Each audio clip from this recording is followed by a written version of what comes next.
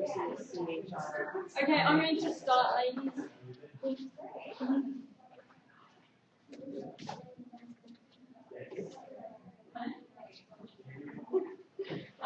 want to keep it around? Oh, Just let me know. sure.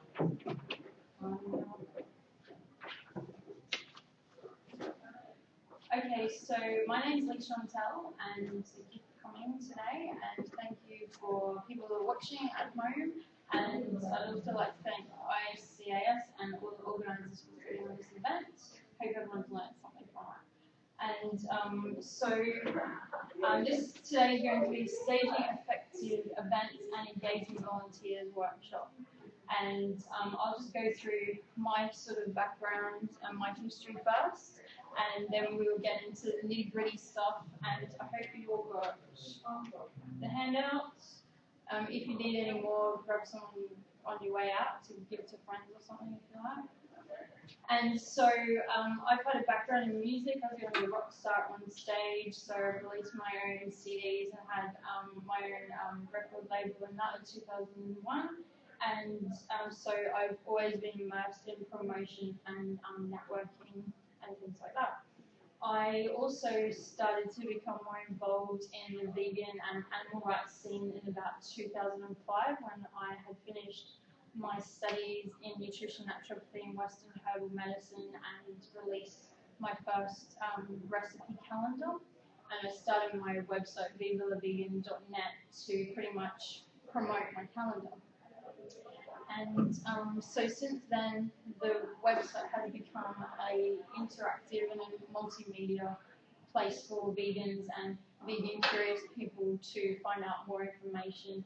And I like to think it in a non-confronting and non-judgmental way. And I also focus on a lot of the positive aspects of veganism. So today, what I'm going to talk about is a not-for-profit environmental group that I run called Green Earth Group back home in Brisbane, Australia, where I live most of the time, and about the festival that I put on. I put on 2 successful festivals in Brisbane. One was called Green Earth Festival, the first one, and then Green Earth Day the next year.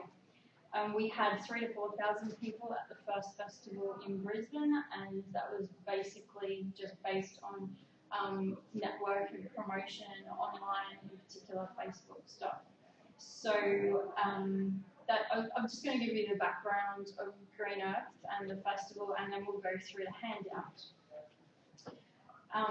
So the idea is with Green Earth Group, I've been to a lot of events that were what I call like preaching to the converted, in particular in the environmental as well as the vegan areas. So I'd go to a lot of green events that had sausage sizzles and things like that, which was quite irritating to me. I'd go to a lot of vegan events and they didn't get all the other intersectionality sort of things. So, and also I found that it was just the same people talking about the same things over and over. So what I wanted to do was to focus on the mainstream, and I wanted to educate the mainstream. And the way that I decided to do this was to put on a festival, and for it to educate as many of the mainstream as possible, I wanted to be a really inclusive event. So for me, that meant a free event, and that meant a family-friendly event, and also a sober event. So this was an event that was open to the public from wherever they came, because it's, and I understand why people charge for events, because it is a very expensive venture to put on. But for me, I thought if people didn't have to pay to be there, then we would have a lot more access to a lot more people. And so I focused on, I was talking to Jenny and John before, and we were talking about marketing and how people want to market things to other people. And there's like a little joke in the design area when people ask you what your market is, and people say, oh, it's everyone. Like, you know, as soon as they're born until they're dead, male and female. But that's not a target audience. You need to really sort of focus on the target audience. So my focus with the festival was to work on different areas of the festival and target those specific areas to other people. So for example, we had a kids zone and that went from 10 to 4, and that was there for the family and for the kids. We also had face painting. And then we had green cuisine, which was our vegan sort of food area, so that was, you know, focused on the foodies and the vegans and the people that are open to trying new foods. Then we had a main stage with performers, and that was performers and also spoken word people. So we had a few quite well-known bands, especially locally, and some well-known speed poets and stuff like that. And this focused on the students and their fan base as well, because some of these people actually have quite a large fan base. And we actually held this event, and it's called the Brisbane City Botanic Gardens. So it's right in the middle of the city. You can get to it from various forms of public transport. So you've got buses, city cats, which is like our ferries, train, walking, and cycling as well. And that, I thought that was really important as well, especially from an environmental predominantly an environmental event that you could get there from public transport. And we also had a lot of information and not-for-profit stalls, so people sold merchandise there, and their mailing lists are actually quite big as well, so that would bring their particular audience to the event. We had a speaker's tent, and so people got to speak about various things, so animal rights, vegan issues, social justice issues, intersectionality, and more specifically environmental issues. We also had a video zone, and we had an arts and a fashion section as well. So a few months before, we had competitions for these things. So we had people actually put in competition pieces for arts, for fashion, and for video. And in the video zone, the winners of the best video of the year or whatever, they actually could come for a question and answer, and they also got to play in a video. And this was targeted pretty much predominantly to students that were in those areas and their family and friends. If you wanted to see more about that, if you see greenearthday.net, and there's a lot of photos on that, it's a breakdown into all the different things that get involved with that. And maybe what we might do is does anyone have an event that they're actually working on at the moment that they wanted particular information about?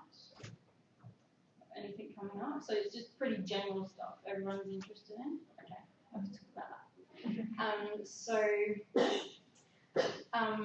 Because it was an outdoor event, and I'm really big on self-education and just planting the seeds for people to make their own decisions for things. So one of the things that I really liked that we did was we made a lot of signage and all recycled materials we used for the signs, and we just left them all around the area so people could read quotes, so people could read facts, people could draw or whatever they wanted to do, and they could just go around. So they weren't necessarily stuck in the video zone or stuck in the kids zone. They could just wander around and just learn stuff when they wanted to, and I heard that was really effective. Because this was an outdoor event, we needed marquees and tents and things like that. So I suggest if you've got a really, really tight budget that you work with already existing infrastructure. So the second festival we did, we worked with an overpass. So instead of having to hire marquees and tents and that, we could actually use the overpass as our shelter and to put people under that. I have one of my friends who worked on events before in the past. He works on major music events. Darish and I, we worked together, and he was my site manager, and we worked out on a site map. So we plotted exactly where everything could go. He used the space before, so he knew what could go and what couldn't go in certain places. And then we also worked out what we needed. For me, this was really good to put everything down. As you can see from my handout, I like having lists and I like having things, and I can work from those better when I've got a list and I can just tick them off. And so we worked out all the things we needed. So I suggest people do that with events as well. So for example, you've got a kids zone, so you need someone in charge of the zone, you need an assistant, you need say 3 different shifts of 2+ people to do the face painting, you need someone to organise everyone, make sure everyone's sitting down, just things like that. So you can break it up into each section and then how many people you need for each section. That's the sort of guide to what you're going to need for people.